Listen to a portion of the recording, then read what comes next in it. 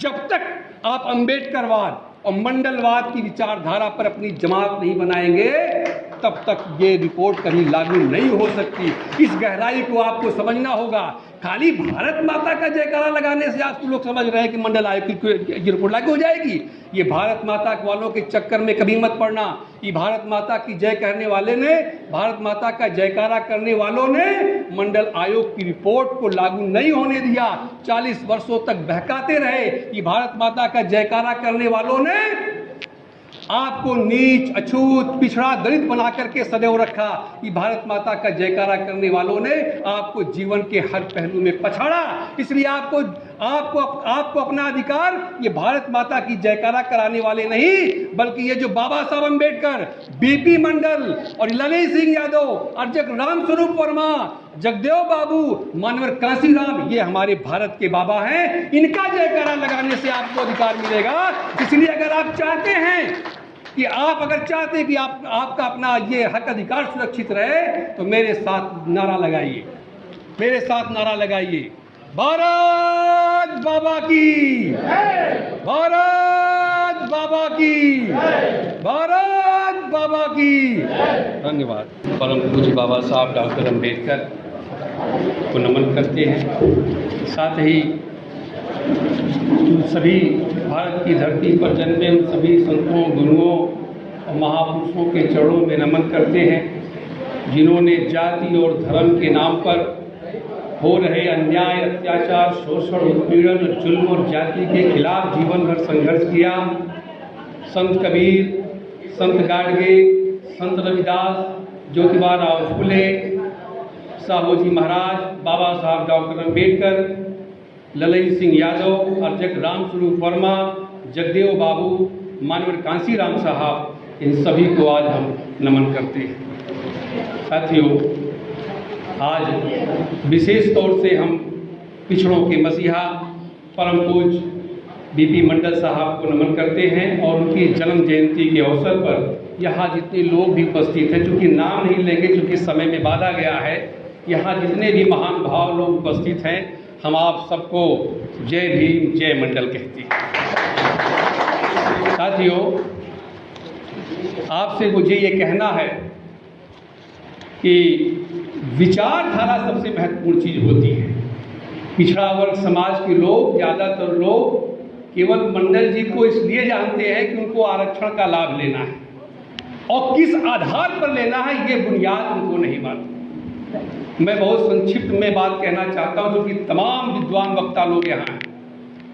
संविधान लागू होने के बाद बाबा साहब डॉक्टर अंबेडकर के एक साथी ने प्रश्न किया कि बाबा साहब डॉक्टर अंबेडकर, आजकल आप बहुत खुश रहते हैं, बड़ा प्रसन्न रहते हैं। बाबा साहब ने कहा कि मैंने इस देश के जो शोषित, उपेक्षित और दलित पिछड़े समाज के जो लोग हैं, मैंने इनको सत्ता सौंपने का, हुक्मरान बनाने का निर्णय लिया था। वो सपना मेरा 26 जनवरी 1950 को पूरा हो गया। तो साथी ने कहा कि ये कैसे? इस देश का प्रधानमंत्री तो सवर्ण है, ज़्यादातर कैबिनेट में मंत्री सवर्ण हैं, सभी ये प्रदेशों के मुख्यमंत्री भी सवर्ण हैं, तो फिर आपका सपना कैसे साकार हुआ? बाबा साहब अंबेडकर ने कहा कि मैंने लोकतंत्रात्मक शासन व्यवस्था बना करके और एक व्यक्ति एक वोट और सबका एक मूल्य बना करके की व्यवस्था बना करके अपनी तरफ से उन शोषितों, पीड़ितों को अपनी तरफ से राजनीतिक सत्ता सौंप दी है। आने वाले कुछ वर्षों में वह समाज पढ़ लिख करके होशियार बन जाएगा, वह समाज पढ़ लिख करके जागरूक बन जाएगा, फिर वह शासन सत्ता लेकर के अपनी बिगड़ी हुई बातें बना सकता है। अब बाबा साहब डॉक्टर अंबेडकर के पढ़ लिख करके होशियार बनने का मतलब ये नहीं था कि हमको खाली डिग्री लेना है। बाबा साहब डॉक्टर अंबेडकर के पढ़ लिख करके होशियार बनने का मतलब ये था कि जिस विचारधारा की बुनियाद पर बाबा साहब अंबेडकर ने संविधान बनाया था, जिस विचारधारा की बुनियाद पर हम सबको हक अधिकार मिला है, उस विचारधारा की गहराई को समझना। जिस विचारधारा की बुनियाद पर परम पूज्य विंदेश्वरी प्रसाद मंडल ने मंडल आयोग की रिपोर्ट तैयार किया था, उस विचारधारा की गहराई को समझना। और यहाँ हमारे लोग क्या समझते हैं, मंडल आयोग लागू है, 27% आरक्षण है, जहां वांट निकलता है दौड़ पड़ते, यहाँ मेरी इतनी संख्या है। इसके पीछे ये नहीं जानते कि उसके पीछे संघर्ष क्या था, बुनियाद क्या थी, विचारधारा क्या था। यही इस समारोह का एक मुख्य बिंदु होना चाहिए साथियों। और विचारधारा, और बाबा साहब अम्बेडकर ने जब ये भी कहा कि यहाँ जैसे ये बीपी मंडल साहब का जो बुनियादी विचारधारा है, जब तक हम इसको फैलाएंगे नहीं, इसका प्रचार प्रसार नहीं करेंगे, अम्बेडकरवाद और मंडलवाद की विचारधारा का जब तक जमात तैयार नहीं करेंगे, तब तक हमें मंडल आयोग की जो शेष सिफारिशें हैं, मंडल आयोग की केवल एक ही सिफारिश लागू हुई है, शेष अभी कहाँ लागू हुई है। जब तक हम अम्बेडकरवाद और मंडलवाद की विचारधारा पर जवाब तैयार नहीं करेंगे, तब तक हमें मंडल आयोग की जो शेष सिफारिशें हैं, न तो कोई सरकार लागू करने वाली है और ना ही कोई परिणाम निकलने वाला है। जो लागू है 27%, उस पर भी डाका डाला जा रहा है, इसलिए क्योंकि हम विचारधारा के नाम पर तैयार नहीं है, विचारधारा के नाम पर अपनी जमात नहीं पैदा करते, अपनी जमात नहीं बनाते। इसलिए विचारधारा बहुत महत्वपूर्ण चीज होती है। जहां जिस देश में बाबा साहब ने बनाया कि एक व्यक्ति एक वोट और एक वोट का एक मूल्य, ऐसी परिस्थिति में जिस जमात में जिस लोगों की विचारधारा जितनी ज्यादा होगी, राजनीतिक सत्ता भी उसी को मिलेगी। इसलिए हम सबको अपनी विचारधारा का फैलाव करना होगा। और राजनीतिक जो दल हैं जो सत्ता में आ जाते हैं, ये अपनी विचारधारा के अनुसार इस देश को और संविधान को चलाने का काम करते हैं। जिसकी विचारधारा जैसी होगी, जिस राजनीतिक दल की विचारधारा जैसी होगी, तो उस संवैधानिक मूल्यों का परिणाम भी वैसा ही मिलेगा। यही कारण है कि ये विचारधारा की बात है कि जिस देश में जिस राजनीतिक दल का विचारधारा, जिन लोगों की विचारधारा संबूक के वध को जायज ठहराती हो, जिसकी विचारधारा एकलव्य का अंगूठा काटने वाले द्रोणाचार्य का गुणगान करती हो, जिसकी विचारधारा अपनी पत्नी को जुआ में हारने वाले को लोग उससे धर्मराज कहते हो, और जिसकी विचारधारा एक ही समान पैदा हुए इंसान को छोटा बड़ा समझती हो, ऐसे लोगों से आप अपेक्षा करते हैं कि मंडल आयोग की सिफारिशें लागू हो जाएंगी? क्या ऐसे लोगों से आप अपेक्षा करते हैं कि जो ये 27% का आरक्षण हूबहू लागू हो जाएगा, बल्कि डकैती पड़ेगी? इसलिए हम सबको होशियार होना होगा। ये जो विचारधारा, राजनीतिक दलों के जो विचारधारा हैं, अभी तक जितनी सरकारें हैं, इनकी विचारधारा का ही दुष्परिणाम था। इनका दुष्परिणाम था कि पिछड़े वर्गों को अपना आरक्षण लेने में 40 वर्ष तक संघर्ष करना पड़ा। पिछड़े वर्गों को अपना ही आरक्षण लेने में 40 वर्षों तक संघर्ष करना पड़ा। क्यों? क्योंकि संविधान में 4 कैटेगरी बनाई गई है। साहब अगर टाइम हो तो थोड़ा, संविधान में 4 कैटेगरी बनाई गई है। एक सामान्य वर्ग, दूसरा अनुसूचित जाति एसटी, मतलब वो एससी, जिसे अनुच्छेद की धारा 341 के तहत आज़ादी के समय से ही 15% आरक्षण लागू है। और दूसरा कैटेगरी है अनुसूचित जनजाति, जिसे अनुच्छेद 342 के तहत आज़ादी के समय से ही 7.5% आरक्षण लागू है। और चौथी कैटेगरी है ओबीसी की, जिसे आज़ादी के समय से कोई आरक्षण नहीं मिला। कारण क्या है? अभी राव साहब बता रहे थे, केपी राव साहब बहुत डिटेल में, उनको मौका नहीं मिला, ये थे, इनको मौका नहीं मिला, लेकिन बहुत सही बात बता रहे थे। क्या कारण है कि ओबीसी को आज़ादी के समय आरक्षण नहीं मिला? शेड्यूल कास्ट को मिल गया 15%, शेड्यूल ट्राइब को मिल गया 7.5%, लेकिन पिछड़े वर्ग को आज़ादी के समय से कोई आरक्षण नहीं मिला। उसका कारण राव साहब ने आपको खूब बता दिया है कि यहाँ लोग ऊंचा बनना चाहते हैं।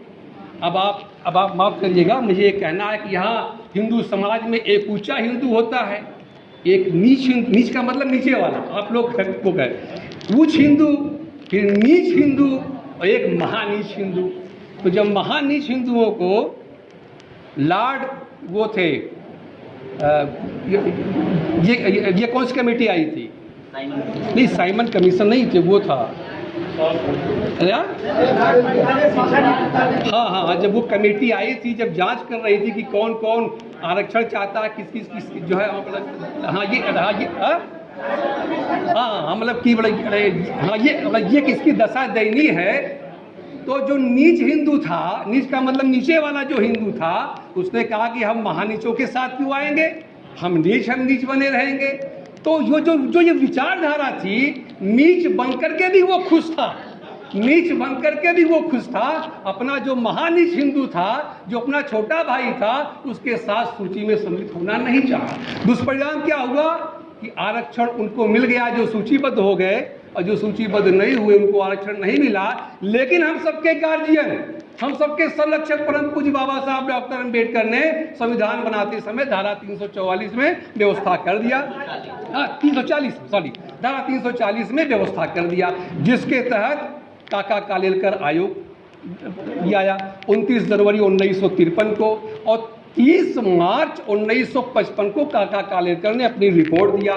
रिपोर्ट में उन्होंने पहले कहा, देवेंद्र जी, उन्होंने रिपोर्ट में काका कालेलकर ने कहा कि 1961 की जनगणना, 30 मार्च 1955 को रिपोर्ट आई, काका कालेलकर ने कहा कि 1961 की जनगणना जाति के आधार पर होना चाहिए। अगर काका कालेलकर के आयोग की रिपोर्ट लागू हो गई होती, तब से जाति की जनगणना शुरू हो गई होती। काका कालेलकर ने कहा कि संपूर्ण स्त्री जाति को पिछड़ा मान करके 70% आरक्षण दिया।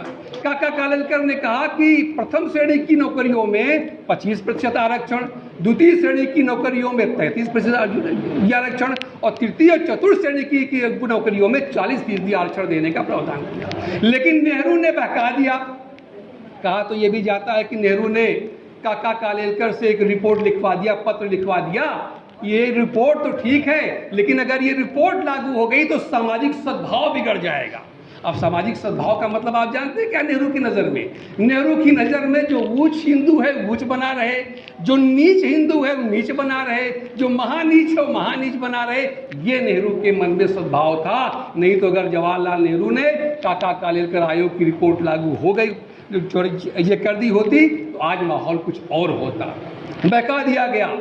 23 वर्ष 9 महीने के बाद, यानी कुल 24 साल के बाद, तब जाकर के मंडल आयोग आया। इस बीच पिछड़े वर्ग के तमाम नेता संघर्ष कर रहे थे। लोहियावादी लोगों ने नारा दिया कि सोशलिस्टों ने बांधी गांठ, पिछड़े पावे 100 में 60। जगदेव बाबू ने नारा दिया 100 में 90 शोषित हैं, 90 भाग हमारा है। इस तरीके से संघर्ष चलता रहा 24 वर्षों तक, और तब जाकर के जब जनता पार्टी की सरकार बनी, राव साहब ने ये बताया, तब जाकर के मोरारजी देसाई से बड़ी अपेक्षाएं थी पिछड़ों को, लेकिन मोरारजी देसाई ने भी बहका दिया। क्योंकि मोरारजी देसाई और अटल बिहारी वाजपेयी ये दोनों साथ में थे, एक प्रधानमंत्री था और एक विदेश मंत्री था। दोनों आपस में बैठ करके सांठ-गांठ किए होंगे, और मोरारजी देसाई ने बहका दिया कि भाई रिपोर्ट बड़ी पुरानी है, अब ये नई रिपोर्ट लाई जाए।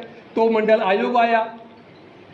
1 जनवरी 1979 को मंडल आयोग आया, परम पूज्य बिंदेश्वरी प्रसाद मंडल की अध्यक्षता में, और 30 दिसंबर 1980 को मंडल आयोग ने अपनी रिपोर्ट सौंपा। और रिपोर्ट जब सौंपा, तब तक जनता पार्टी की सरकार चली गई थी और इंदिरा गांधी प्रधानमंत्री हो गई थी। इंदिरा गांधी कौन है आप लोगों को जानना चाहिए। इंदिरा गांधी जवाहरलाल नेहरू की बेटी थी और कांग्रेस की विचारधारा में उनका प्रशिक्षण हुआ था, लिहाजा उन्होंने भी बहका दिया। मंडल आयोग की रिपोर्ट भी ठंडे बस्ते में चली गई। और फिर उसके बाद राजीव गांधी आए। राजीव गांधी इंदिरा गांधी के बेटे थे, उन्होंने भी अपनी विचारधारा का प्रशिक्षण जो कांग्रेस से लिया था, उन्होंने भी बहका दिया। लेकिन तब तक भारत की धरती पर अम्बेडकरवाद का एक नेता मानवर कांसीराम साहब चलना शुरू कर दिए थे, और उन्होंने जगह जगह जनसभाएं करा करके ये नारा दिया कि पिछड़ों को आरक्षण दो वरना कुर्सी खाली करो, पिछड़ों को ये मंडल आयोग लागू करो वरना गद्दी खाली करो। उसके साथ ही साथ शरद यादव, लालू प्रसाद यादव, नीतीश कुमार, रामविलास पासवान, माननीय मुलायम सिंह यादव, तमाम जो है मंडलवाद और ये लोहियावादी नेता निकल पड़े थे। और जब 1989 में ये वीपी सिंह आए प्रधानमंत्री बन करके, तो जैसे जवाहरलाल नेहरू ने बहकाया, मोरारजी देसाई ने बहकाया, इंदिरा गांधी ने बहकाया और राजीव गांधी ने बहकाया, लेकिन जब ये अम्बेडकरवादी लोहियावादी अंबेडकरवादी, लोहियावादी और मंडलवादी विचारधारा के जो मजबूत नेता थे, इनके सामने वीपी सिंह को बहकाने की हिम्मत ही नहीं पड़ी। और इसका कारण ये हुआ कि 7 अगस्त 1990 को मंडल आयोग लागू हुआ। साथियों, लागू तो हुआ, लेकिन अभी जो सिफारिशें हैं मंडल आयोग की, ये कब लागू होंगी? क्या आसानी से लागू होगा? मंडल आयोग की जो 27% जो आरक्षण चल रहा है, उस पर जो डकैती चल रही है, क्या आपको लगता है कि मंडल आयोग की जितनी अन्य सिफारिशें हैं कि भूमि में भी आरक्षण और प्रोन्नति में भी आरक्षण, वो क्या लागू हो सकता है? जब तक आप अंबेडकरवाद और मंडलवाद की विचारधारा पर अपनी जमात नहीं बनाएंगे, तब तक ये रिपोर्ट कहीं लागू नहीं हो सकती। इस गहराई को आपको समझना होगा। खाली भारत माता का जयकारा लगाने से आप लोग समझ रहे हैं कि मंडल आयोग की रिपोर्ट लागू हो जाएगी। ये भारत माता वालों के चक्कर में कभी मत पड़ना। ये भारत माता की जय कहने वाले ने, भारत माता का जयकारा करने वालों ने मंडल आयोग की रिपोर्ट को लागू नहीं होने दिया। 40 वर्षों तक बहकाते रहे। ये भारत माता का जयकारा करने वालों ने आपको नीच, अछूत, पिछड़ा, दलित बना करके सदैव रखा। कि भारत माता का जयकारा करने वालों ने आपको जीवन के हर पहलू में पछाड़ा। इसलिए आपको अपना अधिकार ये भारत माता की जयकारा कराने वाले नहीं, बल्कि ये जो बाबा साहब अम्बेडकर, बीपी मंडल और ललित सिंह यादव और राम स्वरूप वर्मा, जगदेव बाबू, मानवर कांसीराम, ये हमारे भारत के बाबा हैं। इनका जयकारा लगाने से आपको अधिकार मिलेगा। इसलिए अगर आप चाहते हैं कि आपका अपना ये हक अधिकार सुरक्षित रहे, तो मेरे साथ नारा लगाइए, भारत बाबा की, भारत बाबा की, भारत बाबा की। धन्यवाद।